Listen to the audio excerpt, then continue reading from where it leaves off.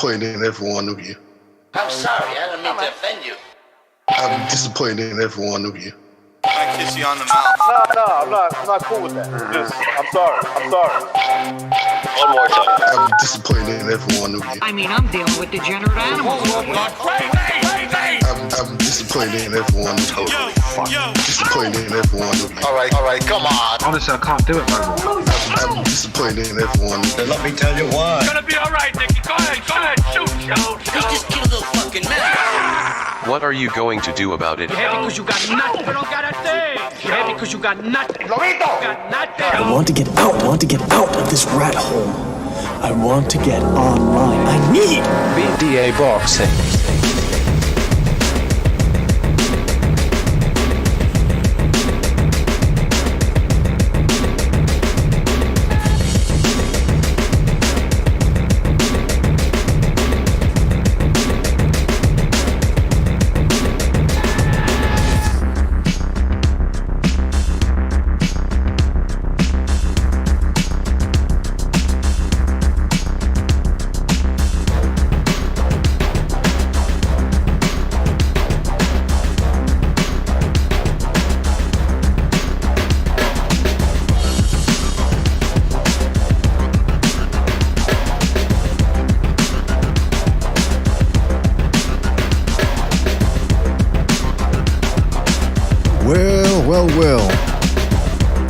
Well. Welcome everybody to another BD Boxing podcast. Broadcasting to you live from the True North. Where is the chat? Chat disabled, alright. Shout out to everybody for joining us. This is a BD Boxing podcast broadcasting to you live from the True North. This is your good friend, Mr. BDA, flying solo for the moment. But shout out to everybody for joining us. Today's subject for the third straight episode, unfortunately, it's gonna be non-boxing to begin with, because there's a lot going on that's dangerous to maintaining, or that is posing a danger rather to the social fabric. And so we're gonna have to talk about that, fellas, especially here affecting our boxing community.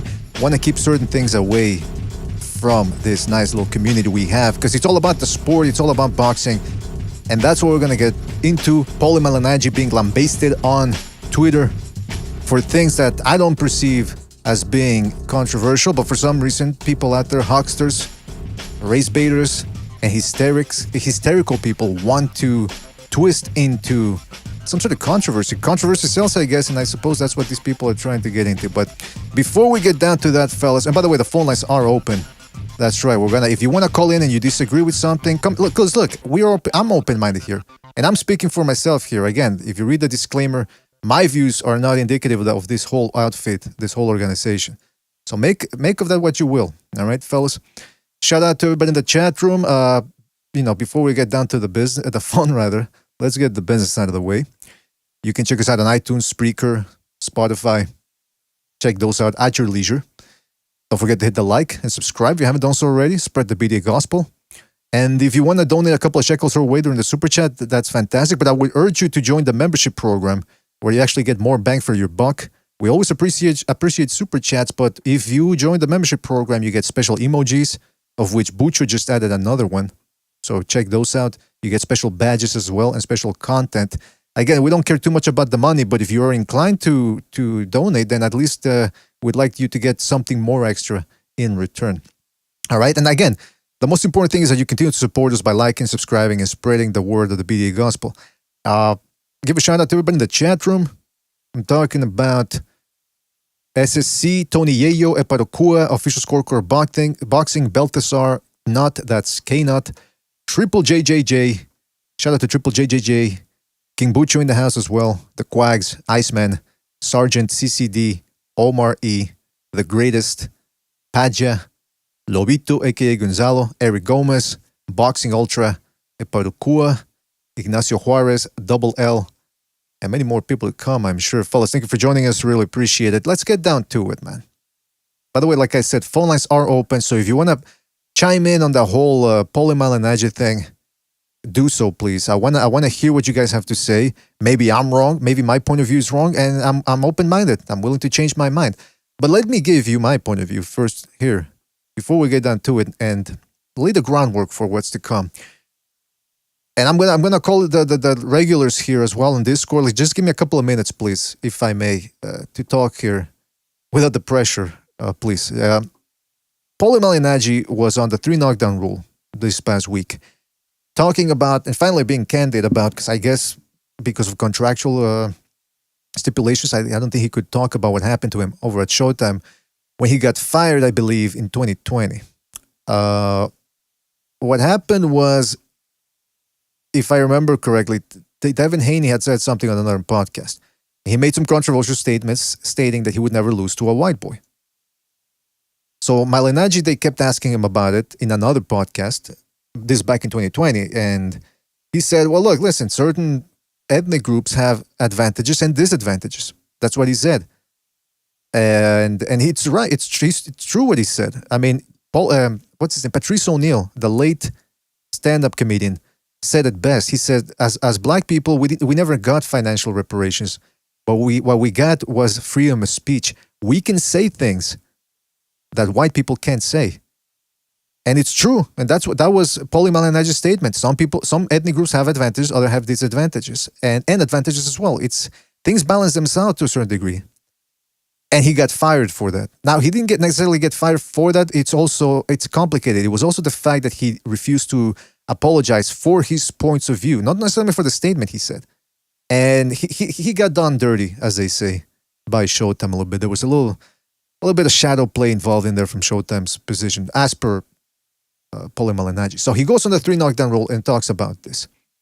Now, he brings up the George Floyd incident because, again, people are lambasting him and really raking him over the coals for even bringing that up on a boxing podcast. But the reason why he brought it up was because when he was given the option to apologize for what he said, then the George Floyd thing happened in the summer of 2020, and it just cast gasoline onto the flames. It inflamed things. It made everything more dangerous and less volatile, or more volatile, rather. More chaotic, I should say. And that's why he brought it up. Now, people are saying, there's people out there, hucksters and race baiters, and people that also misunderstood completely what he said, that are trying to construe or present Malignaggi as a racist based on these comments. Now, the episode from the 3 knockdown rule was taken down, which, let's face the facts, it's a bad move, because then it lets people think, oh, they took it down because they knew they were wrong. And by the way, this isn't to defend the people over the 3 knockdown rule. They're big boys. They can do that. My whole point here, and I just want to make this incredibly clear, is because the standards that people are using to castigate Malignaggi as a racist are very flimsy right now. People are twisting words, or not even twisting, just completely misconstruing what somebody's saying to claim that that person, Malignaggi, is a racist. And when you allow that to happen, you're lowering the bar. You're degrading standards. And guess what? Those same standards are going to be used against you one day. Right now, the powers that be are letting you use that privilege. But they don't like you. They don't like me. They don't like you. They don't like anybody that's not part of their club. That's the reality. Whether you're black, white, Latino, Asian, Middle Eastern, they're letting certain people fight amongst themselves by using that privilege that they allow them to use. But then it's going to be used against you. Nothing is certain in life, but to me, this is about as close as certain as possible, as it can be. Those standards, it's a slippery slope is not always a logical fallacy, people. We've seen it time and time again. So I just want to say that, all right? This isn't about defending anybody necessarily. It's about defending the standards that we have here in North America and other places as well, where you really have to watch out what you accuse someone of, unless you have actual proof or a strong argument for doing so. So let me play you the clip here of Paulie Malignaggi. And I know somebody's on the phone here. Let me just give me a couple of minutes here, lay the groundwork for what we're going to be talking about. This is, again, they took down the entire podcast, which I heard, by the way. And in my opinion, there was nothing wrong with anything Malignaggi said. But let's take a listen to the clip in question that people are using to present Malignaggi as a so-called racist. Floyd happens. Now, again, given my... All right, hold on a second. The volume is very low. Let me use another player here. Here we go. Later, George Floyd happens. Now, again, given my opinion, George Floyd didn't happen because he's black. George Floyd happened because of a lot of circumstances, okay? One, George Floyd was high. Two, Derek Chauvin wasn't a nice person. And three, If George Floyd, when a cop arrests you, I've been arrested and I've also been assaulted by cops myself. When you're getting arrested, the less cooperative you are, the worse it's going to be for you. So, George Floyd at the end of the day wasn't exactly cooperative. A cop doesn't have 6 hours on the job, be like, all right, whenever you're ready, we're going to get in the car and I'm going to take you to the station. And then I'm going to fill out because then he's got to still fill out paperwork when he arrests you. There's a lot to do. So the cop doesn't want to spend 6 hours on the street with you and then bring you in and then have to do another 2-3 hours of paper. All right, so that's the clip in question. It's about like a 48-minute clip that people are saying, oh, you see, they're laughing. They're laughing at George Floyd. Therefore, they're racist. Therefore, they hate black people. Let's take a listen again and just really show you why why, in my opinion, that's bullshit. And if somebody wants to disagree, again, the phone lines are open. I'm going to be answering them soon. But let me just play this back. Later, George Floyd happens. Now, again, given my opinion, George Floyd didn't happen because he's black. George Floyd happened because of a lot of circumstances, okay? One, George Floyd was high. Two, Derek Chauvin was... Is there anything wrong with what he's saying here so far? I mean, it was a giant guy acting erratically, allegedly trying to pass off counterfeit bills, resisting arrest. I mean, he didn't deserve what happened to him, if indeed, because they're still going to appeal what Derek Chauvin's still going to appeal, so who knows if more evidence comes out, whatever. But the fact is that this guy was acting erratically, passing off counterfeit bills, and high on top of that. So he's not completely innocent in this either. And that's what he's saying. He's not even talking about who's innocent or who's guilty. He's saying the circumstances are this guy is acting in an erratic manner and resisting arrest. What did you think the cops were going to do? That's what he's trying to get at. So let's continue. Wasn't a nice person. And three... Oh, and by the way, look at that. He's saying Derek Chauvin wasn't a nice person. Again, he's explaining the situation. He's not justifying it. There's a big difference between explaining something and justifying it. And by the way, Derek Chauvin was a very sketchy character himself. There's something, I think some people were going to look into his finances because he used to live in a very nice neighborhood somewhere else. I think in Florida or something. I think a big house that he, on a police salary, that seemed very itchy, sketchy, but nobody ever looked into it. So Malignaggi acknowledges Derek Chauvin was a bad guy. There's nothing right that he did in this situation. If George Floyd... Or very little, I should say. When a cop arrests you, I've been arrested and I've also been assaulted by cops myself. So there you go. Malignaggi is telling you he doesn't side with cops all the time. He's been accosted by cops before. He's been a kid that grew up in Brooklyn. He's been interacting with people of all races. A racist wouldn't do that. He wouldn't get along with other people. There's no degree of racism here. Either you're racist or you're not, usually. You hate somebody, you're not gonna associate with them. When you're getting arrested, the less cooperative you are, the worse it's going to be for you. Again, is there anything here controversial? It's true. There's a lot of bad cops out there, man. And these guys, they're just looking for a reason to bash your head in. Again, I don't see how Paulie is really pro-establishment here, 100%.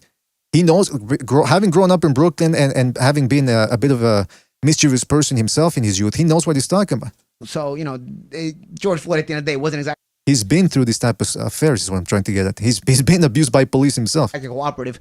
A cop doesn't have 6 hours on the job, be like, all right, whenever you're ready, we're going to get in the car and I'm going to take you to the station. And then I'm going to fill out because then he's got to still fill out paperwork when he arrests you. There's a lot to do. So the cop doesn't want to... Again, he's proving his point in a comical manner.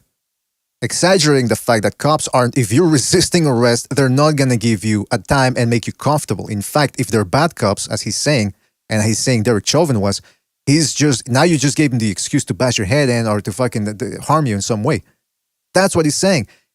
He's providing his point in a comical manner. They're not laughing at the situation. They're not laughing at George Floyd. So anybody that misconstrues this at this point, I got to wonder, did you just not get it? Okay, fine. But if you do get it, and to me, that's the most nefarious thing. If you do get what he's saying, but you're still trying to twist it so that he comes across as racist, then what the heck are you trying to do here? Are you just trying to create controversy? Do you want to ruin a guy's life and call him a racist, ruin his image based on comments that don't even reflect that? That to me is low class, by the way. I got to tell you, those are low standards. And again, it just goes to show you that there's people out there that are looking for racism everywhere. Again, racism exists. You don't be insane about it and say, no, there's no such thing as racism. Racism exists. But if you're looking at it, oh, it's under the bed. There's people out there that think that way. They go to the laundromat. Somebody stole their socks. Oh, it has to be racism. Oh, the cashier gave me the wrong change. It's got to be racism. Case in point. I don't know if you guys saw this. The last couple of weeks, people have been talking about Shakur Stevenson versus Oscar Valdez. And supposedly, Shakur Stevenson has been asking for that fight, but there were rumors that Top Rank wanted to match Valdez and Navarrete instead. Now, there could be many reasons for that. Top Rank are notorious for marinating fights. They're business people. It's a business outfit, just like Matchroom Boxing, just like the PBC. They want to make the most money out of their events. It happened with another two of their fighters a couple of years ago with Gamboa and Juan Manuel Lopez. They didn't want to make it just yet. Those guys were Hispanics that didn't speak English, and they weren't really that well known by the general public. So they wanted to increase their portfolio, their Q rating, as it were, to make them as big as possible and then make the fight. Had nothing to do with the Top Rank going, I don't want to match Gamboa, the Cuban, with the Puerto Rican, or vice versa. It wasn't racial. It's monetary. It's financial. It's financially driven and motivated. So it's the same thing with Valdez and Shakur Stevenson. But no, people immediately jump to the conclusion, certain people that jump to the conclusion that, he doesn't want to match Valdez with Shakur because Shakur's black. Again, look, it had to be race, right? It couldn't be anything else. Well, guess what? According to the latest news, this is from Michael Benson over at on Twitter here. He goes, Oscar Valdez and Shakur Stevenson is reportedly close to being set as the WBC and WBO Super Featherweight World Title Unification on April the 30th at the MGM Grand in Vegas. So why were people jumping the gun and making a race issue out of this? Couldn't have been, like I said, because Top Rank, maybe they were looking for other options that would make them more money. No, it had to be race. Same thing with the Paulie Malignaggi thing here that I'm showing you. Immediately, people jump to conclusions. They take his comments and they misconstrue them as being racist. I want to point something out here as well. There's this fella on Twitter named Dan Canobio. He has a podcast called Inside Boxing Live. And he has some big names, man. Roy Jones, Bernard Hopkins. The Bernard Hopkins one, I listened to it, man. I'm a big fan of Hopkins, and so this was a treat to listen to. And Canobio seems to me like an amiable fellow. I don't know much about him, so I'm I don't know if he's a good guy, I don't know if he's a bad guy, I don't know if he's prone to calling people racist and this and that. But I got a problem with his tweet here because he said, in regards to the 3 knockdown rule. Now, notice he didn't address them directly. I don't know if that's because he heard several podcasts doing this and he's painting with a broad stroke, or maybe he thinks people already know who he's talking about. But in any event, he didn't name them. But he says, why is a boxing podcast discussing George Floyd? George Floyd's dead. Why are they laughing about it? Why am I not surprised coming from those 3 individuals, meaning Malignaggi, Steve Kim, and Mario Lopez? There's a section of boxing media that continuously embarrasses themselves. Now, again, I'm not going to defend Paulie Malignaggi, Mario Lopez, or Steve Kim. What I'm defending here is, or I'm trying to defend, are the fact that we need to have very good standards, or set standards, solid standards, and evidence before you start calling somebody racist or accusing them of this type of behavior. Because, look, why are they laughing about it? Well, we already proved that they're not laughing about the situation. We already proved that. So you got to be very careful when you start adding to the fire of other people calling Malignaggi racist. Because, what's the implication here? If the implication was that they were being insensitive about it, okay, I can go with that easier than if I can by saying that within the larger context of people are already on Twitter trying to start a smear campaign on Malignaggi, just like they did 2 years ago. Why are they laughing about it? Again, they're not laughing about or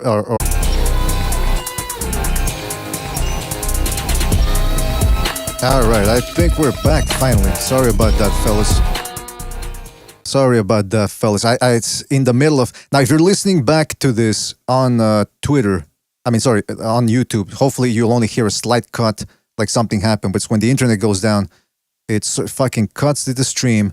But we're back. But sorry about that. For those of you that were live and you had to wait 5 minutes for the interruption, I do apologize. We left off with Dan Canobio, who said that... or alleged that the 3 knockdown rule, the cast of the 3 knockdown rule, the crew, including the guest, Paulie Malignaggi, were laughing at George Floyd's death. Like, why are they laughing about it? Okay, so in other words, maybe he's not calling them racist, but he's saying that it's inappropriate, right? And by those standards, he can say that they're a bunch of, nitwits or insensitive people towards racial issues or whatever. But again, we already proved by listening to the Paulie Malignaggi clip, what he was saying, he wasn't laughing at the situation. He presented his point in a comical manner to make the point. Hyperbolic effect. And by the way, it actually went to the point of what people are saying about police brutality, because as Paulie Malignaggi himself said, he's been the victim of police brutality himself. People have accosted him. In fact, there's video of him getting accosted as an adult, which is, again, but he's saying, don't give these trigger-happy cops an excuse to do that. Wait for your time in court, and then you can get down to it. So that's what Dan Canobio did, though. He said, well, they're laughing during the conversation, therefore they're being insensitive. But again, you got to be very careful if you're going to use those flimsy standards to sully somebody's reputation, especially when those people are trying to get the people already on Twitter are trying to start a smear campaign again to get Paulie Malignaggi fired from his job or censored in other forms of media, whatever. You got to be very careful how you better be prepared to have good evidence to castigate somebody as a racist, misogynist, whatever. Because again, let's use Canobio's standards against him. I don't believe what I'm about to say, fellas. It's an exercise for you guys to see what can happen when the same flimsy standards you use on somebody else will later be used against you by other people that are always looking for signs that there's everything, there's racism in everything. They gave me the wrong change at the supermarket, it's gotta be racist. Somebody laughed while they were looking at me, a stranger laughed at me while they were passing by, it's gotta be racism too. So Canobio, like I said, he did an interview with Bernard Hopkins, and he asked Hopkins about that infamous incident where Hopkins was about to fight Felix Trinidad, who is Puerto Rican, and Hopkins on 2 separate occasions grabbed the Puerto Rican flag and threw it onto the ground. That's clearly disrespectful of an entire state. And let's face the facts, Puerto Rico, technically, we can call it a nation. It's like Quebec over here in Canada. It's a completely different culture, might as well be a country. So let's take a look at this clip and see what's occurring and whether somebody's being inappropriate. So again, just this little snippet here. That's Canobio, by the way. I think that's how you say his name. If not, I apologize. I just don't know how to say his name. But let's listen to it. And it was a good interview, like I'm saying. All right, let's go ahead here. Do you regret throwing the flags and everything? That you think you took it too far with that? That had to happen by any means necessary. That had to happen. I had to beat this country first. And I had to be as disrespectful as I possibly can. And then I have to physically get him. But knowing that the pressure that his people was going to put on him. All right, so you hear Canobio's laughing there when Hopkins telling the story of why and how he did it. Now, let me fast forward here near the end. They're alive. I won that fight when I left out of there. Again, he's laughing 3 times. Now, I'm looking at it, I'm putting myself in Canobio's position. I think he's laughing more at Hopkins' hubris. The fact that he's so unapologetic about doing something that he himself admits was completely distasteful. I think that's why he's laughing. But now imagine I'm some Puerto Rican that looks at anti-Puerto Rican sentiments everywhere. Wouldn't that person construe that, hey, Canobio's laughing at the fact that Hopkins completely disrespected the state, country, whatever.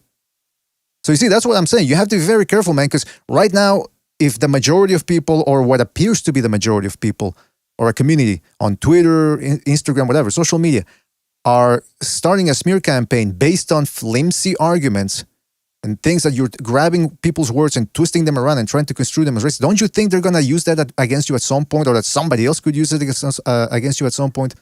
You got to be very careful, man, when you use this type of flimsy standards. You're not standing on the side of truth. They're not logical arguments that you're making. It's all conjecture. And when you get to that point as a nation, society, it's very dangerous, man. This type of stuff doesn't help everybody, most people, and it actually divides more than it actually helps. You can listen to the entire interview on Inside Boxing Live. It's on iTunes and other platforms. I think he also has a Patreon, so I think there's extra content, and it's at near the 34 minute mark. So you can listen to it and see that there was nothing that was taken out of context there. In fact, Bernard Hopkins actually, because I'd never heard any formal apology, but in this podcast, he says that he actually went to Puerto Rico and spoke with a WBO president or something. I think he apologized to him, but it wasn't the type of apology that the mainstream media wants, where you have to grovel and get on your knees and go to therapy and make the rounds with all the Puerto Rican associations out there and make donations. You know how that goes. So it was, it wasn't the type of apology that they would have liked, right? So that's what I'm saying here is you got to be very careful about the standards that you're using. You can't just go around and say, well, this person's racist. Why? Well, because they're laughing. Okay, but what are they laughing at? What are they laughing about? Just take the context out and say that they're laughing because they're laughing during the conversation. That makes them racist, misogynist, anti-Semitic, whatever. You got to be very careful, man, because I'm telling you, I don't like the direction in which this is headed, where people can just accuse each other of anything and cost somebody else their job based on ridiculous conjectures. Let me see if the phone lines are open or working, because again, the connection's severed here. So I want to make sure. Oh shit! Hold on a second. Give me 2 seconds here, fellas. Restart the phone lines, I think. Hopefully I can. I don't know if I have to restart them or if I can just reload them. But yeah, let me know what you guys think. BDA just owned that company. I mean, I don't know who called. People, apparently, looking at the comments, people don't like the guy. So apparently, he doesn't have a good reputation. But I don't know. I'm sticking to the facts here or what I heard. That's all I'm going to focus on. Thank you for using Blog Talk Radio. Goodbye. What do you mean goodbye? Think I'm going to have to restart the phone call, the phone lines, fellas. Sergeant CCD says Bernard Hopkins is racist. Well, I mean, I don't know, but again, I mean, if look, here's the other point that I'm trying to make. People use words and try to paint people as being something based on those words.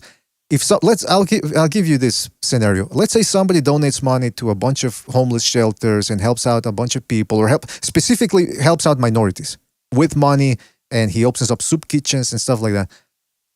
But then he makes. There's audio that comes out of him making a racist joke, right? Or something like be construed as racist. What happens then? Is he really a racist? Are words worth more than actions?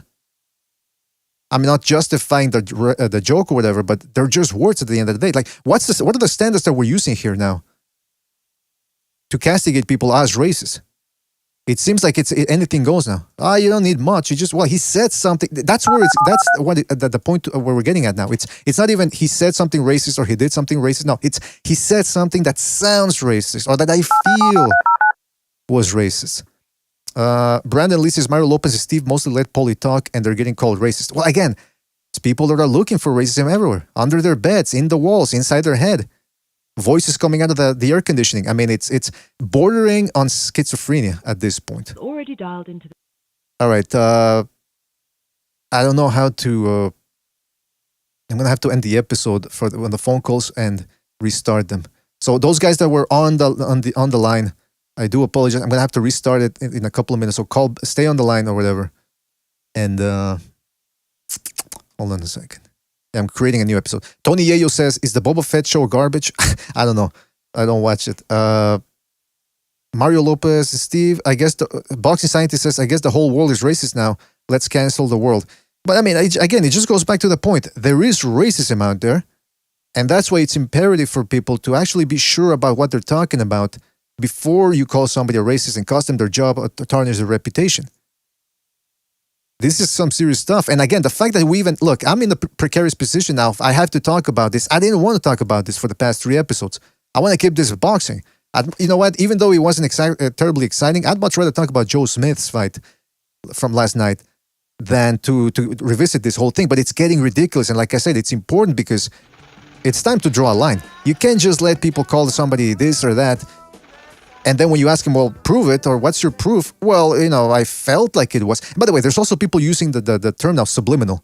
Oh, they're using subliminals. Subliminal is not, you can't use that really in a word. It's about images, meaning you're showing something that's going to be registering on a subconscious level. I think the correct word or term that people are searching for is speaking in code, meaning people consciously recognize the code, and those that don't recognize the code just don't recognize anything at all. It has nothing to do with subliminals and subconscious processes.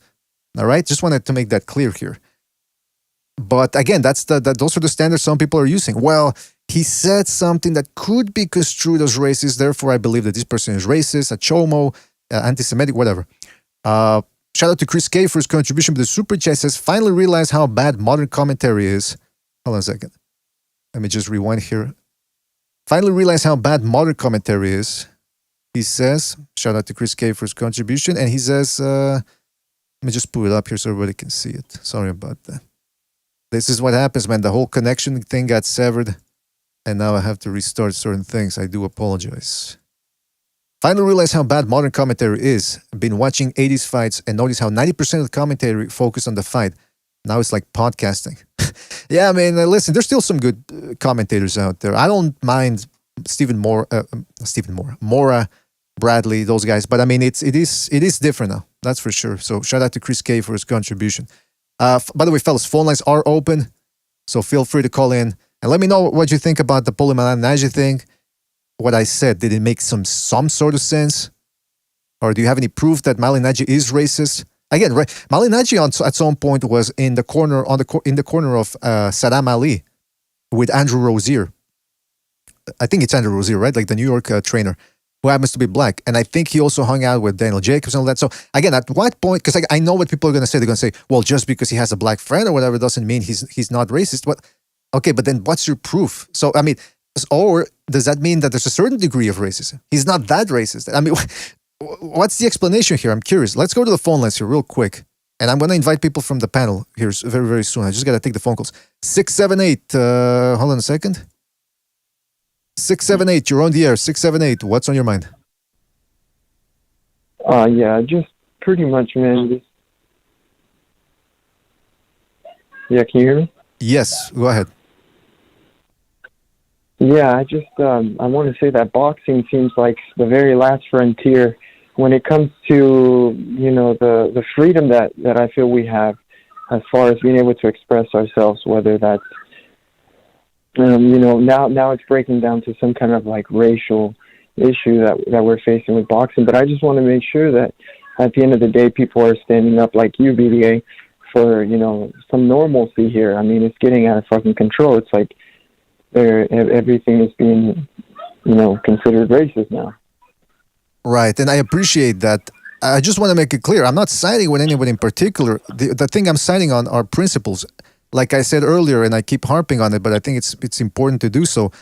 You have to be very careful about calling somebody anti-this, anti-that, unless you have a good argument or good proof or solid proof to do so, because then it just becomes everybody calls each other. In fact, that's what happens now. Some people get called racist and they laugh because they know it's the boy that cried wolf. It has no meaning anymore. It gets watered down. And what happens when we finally do encounter somebody that's despicable and it's actually anti-this, anti-that, and it's very hard to pin down the definition on them because it's been done so many times now. You give that person a way to get himself out of that situation. Does that make sense? Yeah, and I mean, most importantly, I just feel like like you said, there needs to be a line drawn in the sand, pretty much like, I mean, it's going to rot itself to the core. Look what happened to the NFL. Look what happened to basketball, baseball. I mean, every other sport and all the communities and their fan bases. Oh, yeah, that's the other thing is, that's why I try not to, we have our own little community here and we associate with other YouTube boxing communities because they keep it boxing. Right now, even this, what we're doing, it makes me feel like sticky, dirty. The fact that we even have to address it, but at some point you got to draw a line on the sand and go, look, you motherfuckers out there that keep harping on racism and there's racism everywhere. I mean, the fact that people are calling Paulie Malignaggi a racist and they're saying that he hates black people, based on this, I mean, it's ridiculous, man. Yeah, look, I'm not the biggest Paulie Malignaggi fan, but all I had to do was just go back, watch the video, hear the context, because I think that's what's important here, the context. And I don't find it in myself to call him a racist because it wasn't. I mean, that's just the simple truth. But thank you, BDA, and great show, man. Thank you. Thank you, man. Thank you for calling in, man. Appreciate it. All right, let's go to another phone call here. And again, I want to hear from all people. Maybe I'm wrong. Maybe Malignaggi really is a racist. I don't know. If you have proof, let's see what you get. 66. Hold on a second. 661. You're on the air. 661. What's on your mind? Yo, can you hear me? Yes, indeed. What's on your mind? I just want to say I don't agree with Paulie Malignaggi on everything, but with this, I agree with him. But what happened to Paulie Malignaggi is just typical of America. Whenever somebody's in charge, feelings will get involved. We've never had freedom of speech in America. Now, mind you, on YouTube, videos will get recommended to you by the professional victims, affirmative action, like Southpaw, where he's caused Mexicans wetbacks and all that. Flip it around, what do you think would happen, BDA? Well, yeah, that was Paulie Malignaggi's point, is that certain groups have double privileges. Standards. Well, it's a certain form of a double. It's a form of double standard, but what it means is certain people can say things and other people can't, and that's a form of privilege right there. Every ethnic group out there has a different set of privileges than the others. That's just a fact, and that seems only black people have those privileges, because that's not true. I feel like their IQs. All right, fighter spirit, man. Fighter spirit. By the way, fighter spirit. Here's the other thing. We need to set up a trial for you, because there's been some allegations made against you that we have to put into light, man. And it has to be done in a second suicide stream. It's only going to be done there. All right, man. I just want to say this. If you look on TikTok, it's these gullible, dumb little kids. Like on TikTok, there's videos of like Asian girls or Latina girls. These making videos. We need to talk about the anti-racism in the Asian community. But if you look online, you won't see videos of Asians attacking black people, but you will see black. You can look on the dark web, deep web, whatever you want to look. I want to do that, you man. won't find videos. I'm just saying, like, to make a point, you won't find videos of Mexicans attacking black people, but they can call Latinos racist all day, but these people are the true racists. They're evil. They're hateful. And if you've ever been to a party around these people, you'll know. All right. Well, that's one man's point of view. And Fighter Spirit, I appreciate you calling in, as always. And we'll catch you on the next one, all right, man? And take it easy on the out there, man. Yeah. All right, take it easy. Yeah, because he seems to be getting a little bit worked up. Don't forget to hit the like, fellas. Hit the like. Really appreciate it. And subscribe if you haven't subscribed already. 978, you're on the air. 978, what's on your mind? Hi, how are you? Doing fantastic over here, man. Hello? You're fantastic. See, now, this is the first time I've called in. I just caught this. I was surfing the YouTube. I'm a lot older probably than your regular. I'm 56 years old. But I know Paulie Malignaggi. I followed his career. And I could tell you straight off, he's not a racist, but what happened was I think he was pretty frustrated. Did you see the entire 3 knockdown rule? Did you see the entire show? Yes, I did. Okay. So, yeah, I did too. And I caught it right when it came out. And I thought to myself, throughout the show, he's starting to get more and more frustrated because of how he was treated at Showtime, because he felt like, I'm not a racist and this shouldn't be happening to me. He started to show how he growing up in the 90s and the early 2000s, he started to talk about some of his friends in high school. Do you remember that part? He started talking about how they were expelled and how he was expelled. And then he went into it and he said, the other kids didn't get expelled, and they were black and the schools are run by the liberals. And he really went off the rails. And what it is a lot of these things, they did happen to him, and he does have a case. But what it's going to do, and I just heard it on the phone call before, it attracts, it will attract true racism. Like, it will attract people who really feel like there's evil on the other side, and I think his channel now is going to attract this, and I'm hoping that he wasn't looking for that. Like, I'm hoping, because he really went into it. There's no reason to go in. Yeah, the Floyd thing happened a month after, and that contributed to Showtime really pumping it up, saying, we got to get rid of him. But he didn't have to go in on his personal feelings on how he thought, how Floyd was a criminal and he was high and different things like that. And I kind of felt bad for Mario, the kid from the television show, and especially Steve Kim. I mean, he knows his boxing. He kept on trying to flip the subject, if you noticed. Did you notice that he tried to keep flipping the subject and get right into the Gervonta Davis type of thing?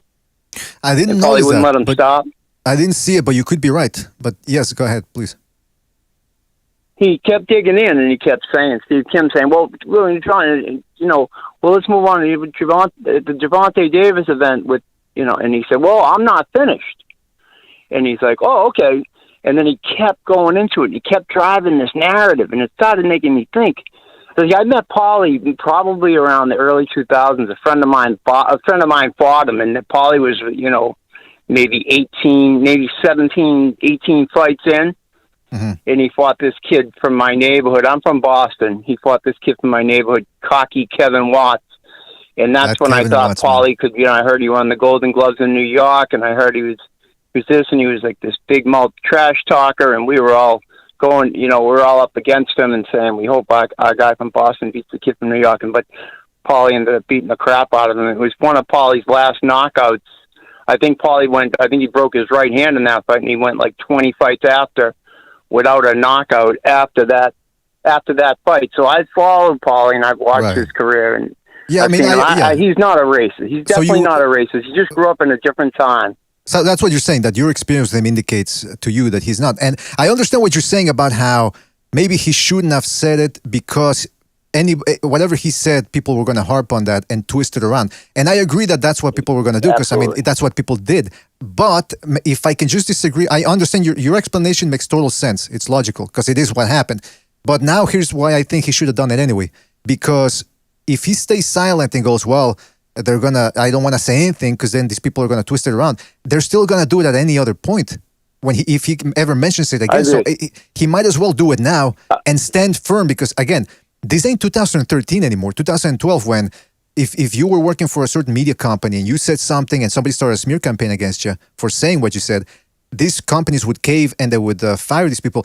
It doesn't happen anymore. It's been proven. If people ride the wave, they move. These race hustlers, they move on to something else. They're not the majority. This is what people have to understand.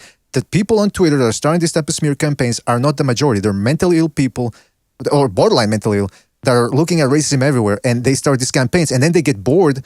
They're bullies. If you don't back down, they back down, and they move on to something else. By the way, Twitter also, this was in the pre-2020 election. There was an article that said that I think only 33% of Americans use Twitter. 33, so it's a big chunk. I mean, it's a lot of people, but it's not the majority. People think that Twitter, everything that happens on Twitter represents the majority of Americans. It does not. Wow. Gee, I didn't know that. Well, what I thought was, you're saying how he definitely had to speak out, and what happened was, I think, he said it himself, he said, I sat on it and I wanted to see how it would play out. He said, I sat on it and I let them say their piece. And then when Espinoza had that interview and he says, Espinoza come out and said, I was fired for this, and that. And I think what happened was Paulie sat on that for so long without speaking his piece. When he finally got that forum, they finally gave him that forum on the 3 knockdown rule. And the floodgates opened up. And he said, you're not going to let me ever speak my piece? I'm going to tell you how I feel about everything, from growing up, from this, from that, my points on. And he kept saying, I'm not a political person, but, they started investigating me. They started looking to see if they could find me at the Trump, that Trump insurrection thing. He said Steven Espinoza was trying to pull film to see if I was at that. Mm-hmm. I watched that a few times. I watched the 3 knockdown rule thing over like 3 times before work the morning. But they had taken it off very soon after. And I said, my God, Paulie has been sitting on this for so long and stewing on this for so long that I think he almost got even paranoid about it and thought it's going to be worse than it is. So I'm just going to go out there and let it all out. I mean, all right. I thought half of it would be about that. I thought half the show would be about what happened at Showtime, and half would be Paulie Malignaggi analyzing, talking about the upcoming fights and what was going to go on. But he took over. I mean, he really took over that whole show. He needed to say it, and the fact that it did have to be done. Yeah, and the fact that the 3 knockdown rule backed off, this is what I'm saying. You have to stand. If you believe you didn't do anything wrong, stand your ground and present your case logically, even though, again, that doesn't work with certain people that have already said their mind. But that's the only thing you can do. And at the end, the truth will prevail. So, listen, man, shout out to you. Thank you for calling in. I agree. Call back next time. You too. Good job. Keep it up. I'll watch I'll watch this channel from now on. Thanks a lot now, pal. Thank you. And, hey, by the way, call back next time because I'm curious to hear more of your stories there from the boxing amateur days in Boston. Yeah, sure thing. All right, absolutely. Thank you, care. Man. Take it easy. Bye. So, yeah, all right. So, yeah, for the people that just dropped by, I don't know if you heard what I was talking about, but I was referencing the Paulie Malignaggi clips that people are taking out of context. If you want, I can play it back to you, fellas, just for posterity. And I heard the whole thing. I listened to your whole show, man. You were right on. Thank you, man. That was a good caller, by the way. Yeah, no, you were right on with everything you said, my brother. I mean, because you understand what I'm saying, right? It's like people are saying, "Oh, he hates black." Somebody in the Discord posted that last night. They show a clip of Sean Porter beating the crap out of Malignaggi, and they go, "This is why Malignaggi hates black people." And I can't help but wonder. If this person believes that Malignaggi hates black people because he got beaten in a boxing match, then does this person apply the same standards himself to other people? Meaning, if a white person did something to him in real life or something, he will now hate everybody else himself because that's what he thinks. That's how he thinks other people believe or behave. Of course. You see what I'm saying? Of course. I mean, to say because, know what it is? Okay, a lot of people look at boxing matches as fights. Someone mentioned that the other night. Well, it's a fight. So, yes, it is a fight. But at the end of the day, this is a sport to these guys. Malignaggi's been doing since he was a little kid. You count the images, how many hundreds of fucking boxing matches he's been in. I mean, that's just somebody conflating their own feelings and into everything else. But it is what it is. But it's I listened and I watched that whole episode. It's so unbelievable. All he did was he was explaining how because of the times were sensitive due to George Floyd, then went on to joke about his own personal experiences with the police. Nothing, he wasn't referencing George Floyd by then, who, by the way, let's just be honest, that was never even, I know you're not talking about the trial, I'm just saying, race was never brought up in the trial. He wasn't charged with racism or anything to do with that. It was a cop who was convicted of murdering a fucking suspect, but that's it. But it's people who were like, the dude who made that video, who put it out, I didn't want to give him any props on the show. I mean, he's got an angle. He plays to the lowest common denominator because that's where he gets his clicks from. And pushing that bullshit he knows means clicks. You're talking about Barbershop or which? Well, Dante's Dante, Boxing Nation. I mean, to listen to his fucking shit, it's ridiculous. Don't expect these people to mention us by name. That's the other thing. It's very feminine, the energy that comes out of these people. They don't really want to argue in good faith or debate or whatever you call it. They just want to call somebody a racist, get a couple of super chats from that, make some money, and move on from that. And by the way, let me just real quick, I know that we got Gonzalo and Bucho and Stu. We got a phone call here. I promised I wanted to hear from everybody. 626, you're on the air. 626, what's on your mind? Hey, what's up, guys? This is Chris K, Undercover Asian. Oh, Chris, thank you for calling in, man. What's on your mind? Chris. I don't know specifically about the Malignaggi situation. I heard about it before, but I kind of wanted to speak in general terms about what you guys are talking about. Sure, go ahead, man. So I work in higher education. My goodness gracious. I got to tell you, this is... oh my God. And then the sound. This is frustrating, man. I can't fucking work under these conditions. But anyway, listen, we're back. Sorry about that again, fellas. Let me just reconnect with Chris K. For your show now, press 1 to hear. It appears that the host has already dialed into this show. Right. Only one host is allowed per show. I know Thank you for using Blog Talk Radio. I know. No, but wait a minute. Don't go. What's the matter with you? Hold on. Let's see if that worked. No, I can't reconnect now because apparently we're already connected. Oh, my goodness gracious. Hey, Chris K., if you're in the chat, sorry about that, man. But it's just because every time the internet disconnects, the phone lines get disconnected as well. And now I don't know how to restart them. I'd have to fucking start another event. So let me figure that out. But anyway, Jimmy, did you have anything else to say? Maybe elaborate on what you were talking about, or?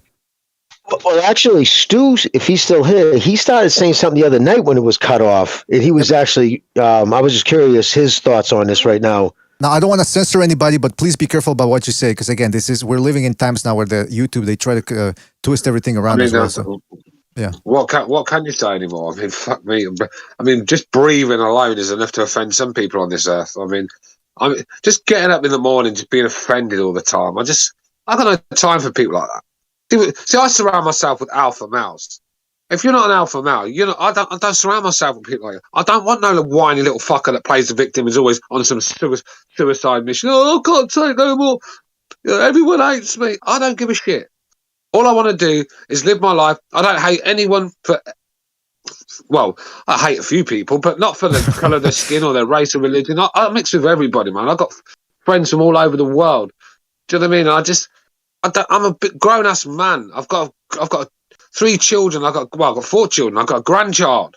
I don't see one of them, but I've got a grandchild. I don't have time to worry if some guy from fucking Camden, New Jersey is fucking offended by me. I just don't give 2 shits.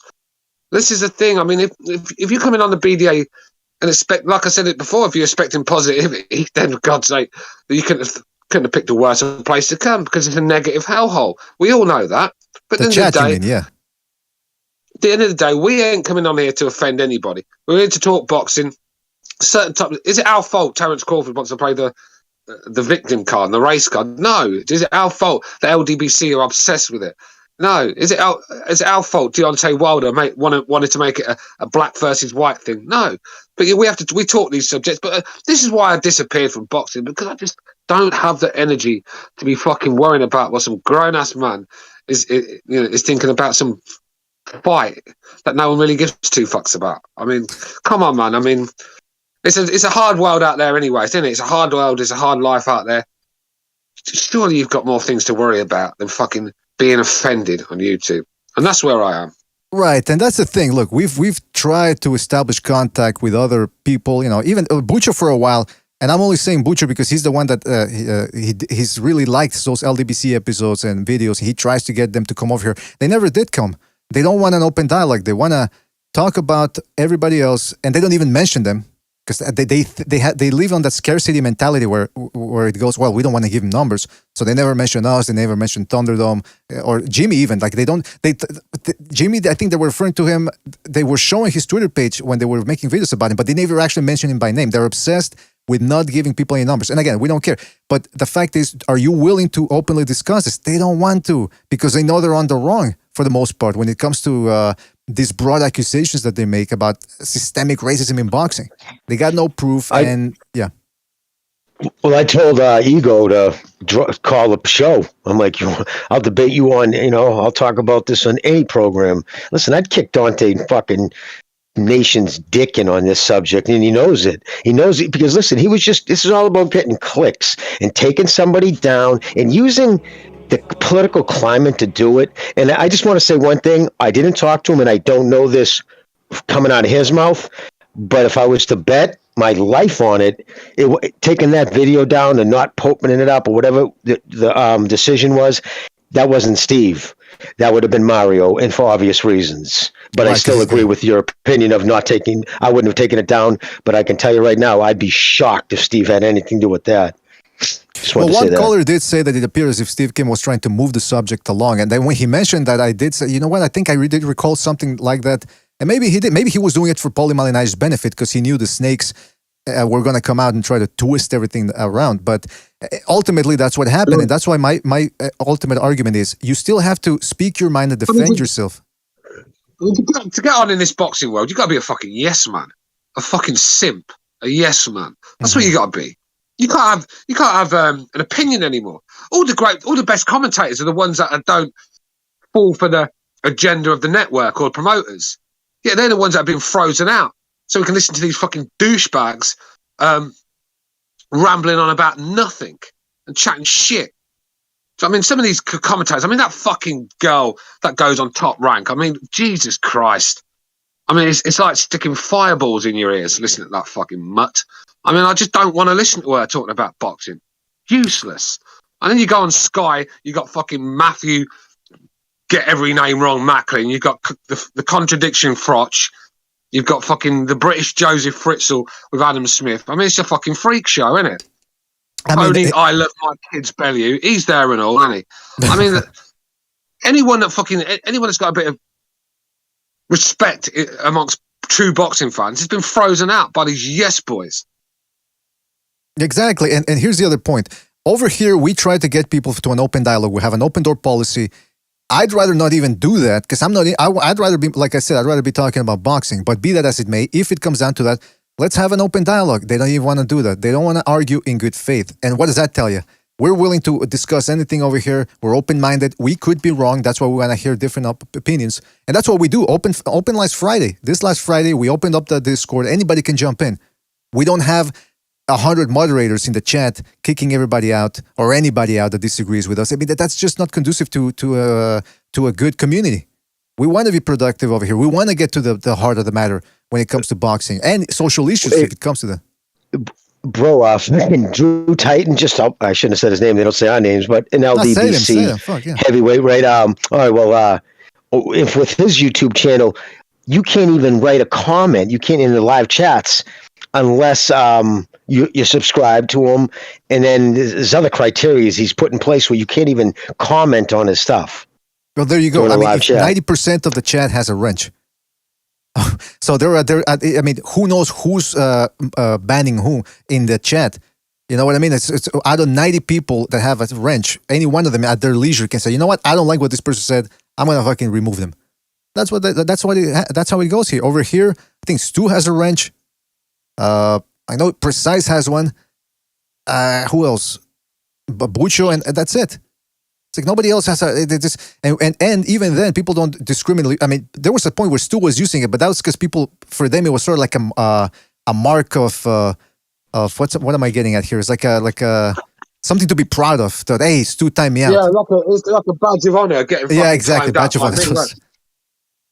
I mean, that's how some of these fucking clowns are. But look, I prefer it when we just talk about boxing, man. I really do. I mean, this social justice bullshit is just not up my street at all. I just don't care if anyone's offended. So, I mean, if you want sympathy and a shoulder to cry on, then I'm the last person you should be speaking to. I'm just here for the boxing, and this is why I disappeared, because I've just got too much going on in my life to worry about nothing. And that's what I mean. Come on, man. Is boxing that shit and boring that we have to talk about people being offended all the time? I mean, I don't give a oh man, sorry. I just don't know what to say about it. It's just can I say something about that? I don't know if you guys heard what I said earlier too. That one of the narratives for at least the past week was that Top Rank was racist and that they didn't want to pit Valdez in against Shakur Stevenson because he was black and because by virtue of being black he's too dangerous. And then now it's come out. Michael Benson now is saying that it's looking like a strong possibility that April 30th they are going to fight. So why these people jump the gun? It's just another example of them jumping the gun and seeing racism everywhere. Hey, Bob Arum, right? Bob Arum he's from a generation that wasn't offended. I mean, for fuck's sake, some of the things that they used to get away with back then, and especially the comedians, and they'd be in prison now. But he's from a generation, so it's not easy for these old guys, right? To hold it in and think, oh, am I going to offend this person? We've been brought up for it. We've been brainwashed to think like this now because you always got some fucking maggot next to you offended by something, so you're just on your toes all the time.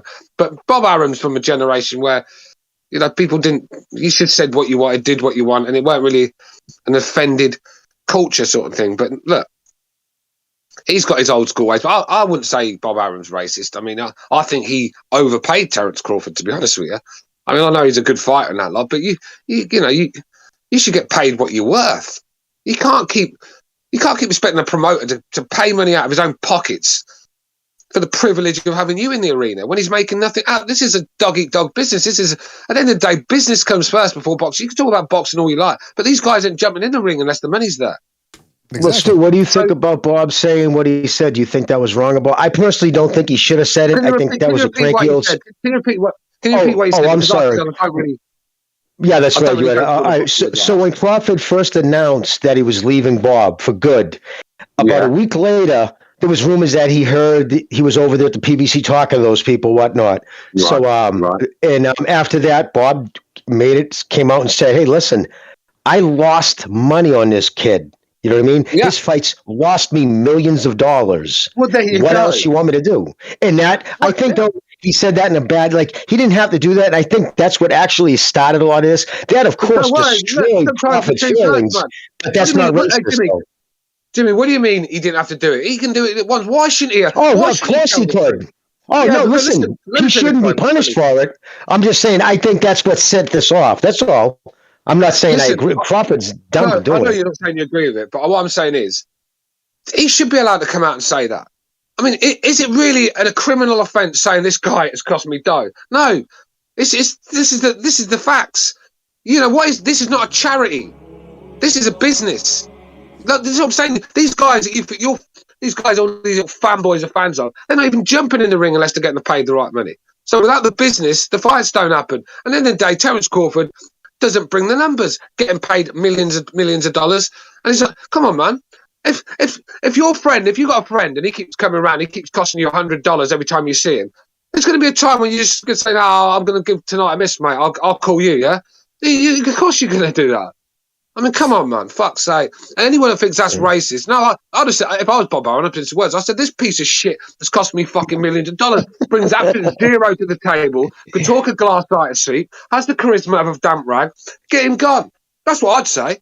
Stu's on fire. Let me tell you, I want to give a shout out to Recognize the Matrix for his contribution with the super chat. And he says, those who look to be offended are usually the offenders. Salute BDA family. Yeah, that's what Recognize has been saying for a while. And Recognize grew up in New York, a hodgepodge, if you will, of a bunch of ethnic groups. So he knows what's what. Certain ethnic groups, they all have their biases, and some of them actually like to project onto others. Which brings me to the other point too. When when Crawford came out with this lawsuit, people on these LDBC channels were like, "Oh, he's doing it for the black man. Oh, it's against the racist Bob Arum and all that." Now, when they realize how ridiculous it is, they're starting to twist it and say, "Well, no, that's just part of it. That's just okay." Then why bring it up in the first place? Why did Crawford and his lawyer and his attorney? Why did they put that in there? What was the point? What are they trying to intimate here? What are they trying to say in code? To do exactly. To paint, I mean, that's obvious. They did that for that very reason. They were doing that to generate support amongst his community. That's exactly what he wanted. I mean, listen, Friedman's a Hollywood lawyer. That ambulance chaser fuck who represented him. That fucking prick also was the dude who represented Mickey Garcia. And contrary to what Mickey says, he didn't win. He lost. He lost over 2 years and probably estimated $8 million in fights. That's if he was fighting just fucking once or twice. I say 3 times he would have lost in that time period because it was 2.5 years. So Bob said, "No, your contract extension ends here." He said, "No, it ends now." And he says, "Good, I'm not fighting for you." He walked out. And Bob said, "Fine, just put his ass on the shelf, ignored him." 2.5 years later, there's 3 months left on his deal. At that point, instead of going to the next level of court, Bob said, instead of wasting time with lawyer fees and all the bullshit, there's only 3 months left on it. Obviously, nothing. I just cut him loose. So, but the bottom line is, when you got put on a shelf and he couldn't fight, he couldn't. It wasn't that was his choice. He couldn't. So this was the lawyer then, and I think he's got a hard on for Bob. All right, and I think he just talked. Terrence was easy. I mean, his feelings were hurt because of what Bob said. He's got everybody kind of getting on him on fucking social media. But I'm gonna tell you right now, this motherfucker, he hurt himself. And I'm the biggest Crawford fan. Everybody knows it. But he hurt himself. The PBC saying we can't afford you unless, meaning you have to take a huge haircut, which he's not going to want to do. Just the thought of that could have probably pissed him off more. Then he's got those fools in his ear. Oh, dude, I mean, you had Ellaby on Twitter. Oh, if he was a pay-per-view star, he unfortunately wasn't a pay-per-view star, and he had to blame somebody because he couldn't. Jimmy, the thought. All right, what's that, brother? Jimmy, have you noticed, right, that Eddie Hearn hasn't really mentioned much about stepping in for Crawford, does he? No, Eddie Hearn, he's like a fucking fly around shit when he sees a good fighter and he's available. The guy, no, actually, brother, he said no. Yeah, I'm going to say, yeah, because Eddie Hearn has looked at the numbers, and Eddie Hearn's not a man about losing money. You know that.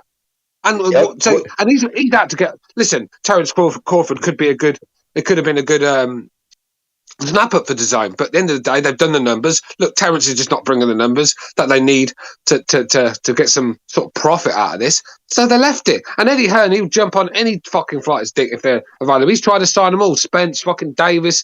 He's trying to sign them all. But just Terence Crawford, he's silent, isn't he? And because that's why. What he said, brother. Well, what he said, brother, well, I got nobody here for Crawford. That was like the coolest shine off. Without really insulting him, he was just like, well, this really isn't the place for him. I don't have, the people for him to fight, meaning all his targets are at the PBC. So, yeah, so that was Eddie shining him off. So now he's been shined off by the Zone, PBC, and the only other person who could touch him financially is fucking Bob, unless he's going to start financing his own shit. But then he doesn't have the networks, the connections, the fucking everything else. So he might have painted himself in a corner. But I cut you off, Stu. What were you saying? I want to go back. Sorry, I was just saying. This is Paris. Like you're talking about talent-wise, you're talking top 4 pound for pound. Of course you are, but this is a business. I hate to say it because if I had my way, they'd be fighting for nothing. I mean, I'll be just getting the best. Well, I don't really care what they earn, to be honest with you. But the money's stopping these fights from happening because a lot of people, especially some of these fighters that don't deserve it, are expecting big paydays and they're bringing nothing back. This is not a fucking charity. And like Terence Crawford, like I said, talent-wise, top 4 pound for pound, but he's not caught the attention of the American public, really. And that's what, to be a pay-per-view star, you've got to get your own country on side. Forget about conquering the world like fucking Pacquiao and Floyd and Canelo and Tyson and them sort of guys. Nah, so they're nowhere near that yet. They haven't even conquered their own fucking state. So, right. And this is a problem. Look, guys, I want to go back to the whole Malignaggi thing because it just seems to me like again people are just using flimsy standards, no proof at all to cast somebody as a racist, right? And it goes back to the same thing with Crawford because he's doing the same thing to Top Rank. This whole thing with Valdez and Shakur Stevenson already disproves that too as well because people jumped the gun right away. Oh, it couldn't have been, the fight wasn't getting made not because they wanted to do money, because they were negotiating, because they wanted to build up both guys and marinate the fight like they always do. No, it had to be racism. So these people that see no racism black fighter list. Well, yeah, that's the other thing that they come up with. Yeah, but they've done that. They said that to Floyd. Floyd, the thing with Floyd's all about the money. He looked at the numbers. Like I said, a lot of these. So the problem with a lot of these black fighters in America is not in the UK so much because Dillian White's fucking made millions for being average at best, and Joshua is the second highest paid fighter in the world. So it's not a colour thing. It's an African American thing. They just don't come across. Most of them, not saying Crawford, but most of them don't come across as likable guys. They don't sell themselves. They've got no charisma. I mean, making it rain and twerking is just not what.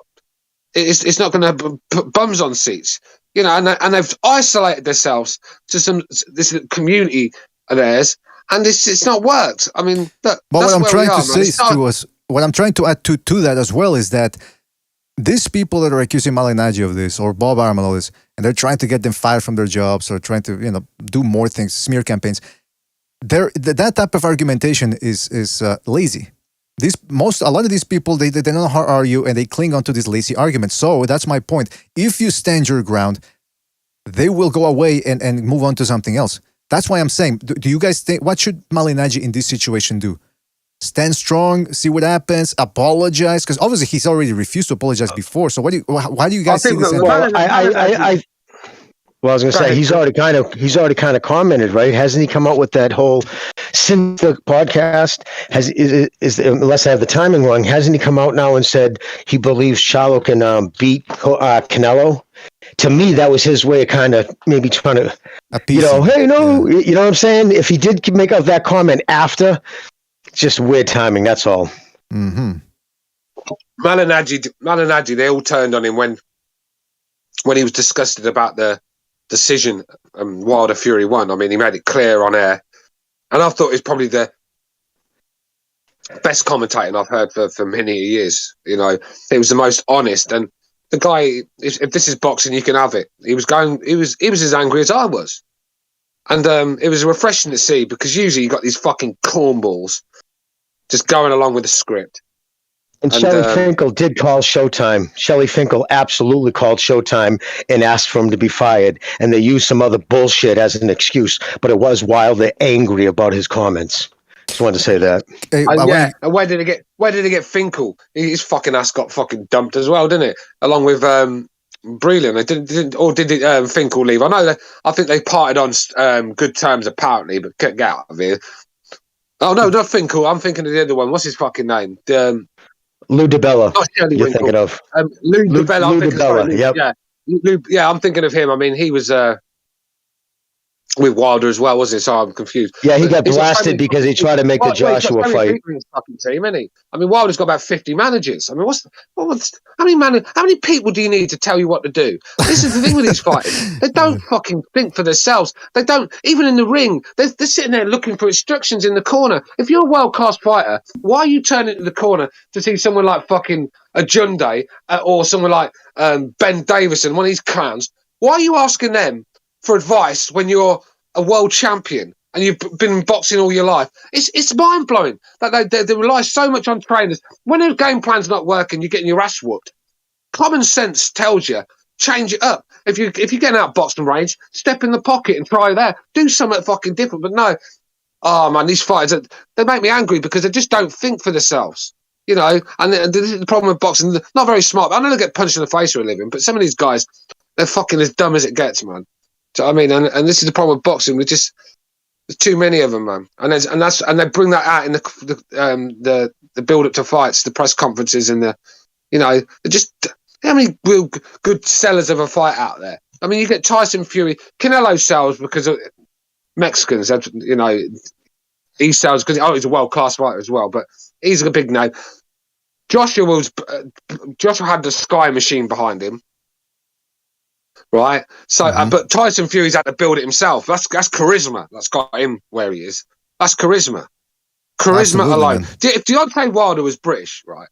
Deontay Wilder would be filling Wembley Stadium and a fucking pay-per-view fighter. He'd be up there with Joshua levels. But he's got that fucking American mentality, isn't he? Everything's got to be about race and everything. You know, and I'm a victim here. I've knocked 43 people out cold, but I'm a victim here. So I mean. This is the culture of American boxing. I hate to say it to my American, because I've got a lot of American friends and I think it's a great nation. I do. I think it's the best nation in the world when they're not whining like little bitches. And it's a culture thing over there, and it's bred into the athletes. And it's just, get on with what you're paid to do. Absolutely. I agree, man. And people, you know what? Hey, Butcher, by the way, keep your eye on the Discord. I'm taking care of this here on the chat here. But yeah, You're right, man. People just have to blame. Like, I wanted to go back to Amak PvP. Shout out to Amak PvP for his contribution with the super chat. He said, these people, I'm a fan of Crawford, but he has the personality of the Statue of Liberty. And that's true, man. I mean, you're not going to fucking blame the fact that you can't sell on racism. I mean, that's just lazy on top of everything else. It's the way I look at it, man. BDA, get that spammer out there. He's basically killed your whole chat, man. There's a spammer on your chat. Get him out. Right, take it easy. I'm on the account with the tool. I know. What do you think? I haven't seen it already? Come on. I don't know. It's still on the chat there, though. Well, it's not. No, it's he's using multiple accounts. Oh. But here's what I'm trying. Fuck! So what a wanker, man. Yeah. See, that's why maybe we should do what the LDBC does and have a bunch of people with wrenches. Butcher, do me a favor if you're listening. Hey, if whoever that guy is, you're an absolute piece of shit. Jamie. Stu. That's what he wants, man. He wants attention. I mean, come on. Now, I wanted to say something about the Crawford situation, because there was a whatchamacallit, ESPN card last night, and apparently they brought up the whole situation there with Terence Crawford. And Timothy Bradley, who's already been besmirched himself by other people on the internet, he came out and defended this Top Rank. He said, look, just from my point of view, I haven't seen anybody treat me, I haven't experienced any type of discrimination. And now people already on Twitter are going, oh, well, just because it didn't happen to you doesn't mean it didn't happen. But that's why Crawford shouldn't have included the whole. BDA, read the comment I sent you, man. I can't at the same time. I can't while I'm... okay, take care of the chat then. Anyway, what are you saying, Butch, man? I ain't spoke to you, man. Where have you been, Butch? You all right, bro? Yeah, man, I'm good, man. It's been a long time. By the way, that shit that's happening in the chat, it's like, you can't take that off, man. Oh, I can't, yeah. You need to restart. Yeah, I'm glad you're all right, anyway. First time I spoke to you. Where you been, man? Just chilling, yeah? Yeah, I've been busy, man. I'm like... Oh, hold on. Yeah, Butcher's been doing non-boxing stuff, man. That's what he's been involved in. Yeah, he's like me. He's had enough. But what I'm trying to get at too with the whole Terence Crawford thing is, I mean, with Timothy Bradley's, now people are saying, well, you know, that just because it happened to you or didn't happen to you doesn't mean it didn't happen to Crawford, but it does cast a shadow upon it, a big shadow. So I don't understand what. Yeah. Oh I mean, my God. maybe that's the criteria of getting a contract with PBC. Play the race card, play the victim, and you're in. Maybe he's looking at a contract for them. I don't know. The stream's gone again, isn't it? Yeah. No, actually, we're still here. We're still here. Oh yeah, no, yeah. Listen, it's.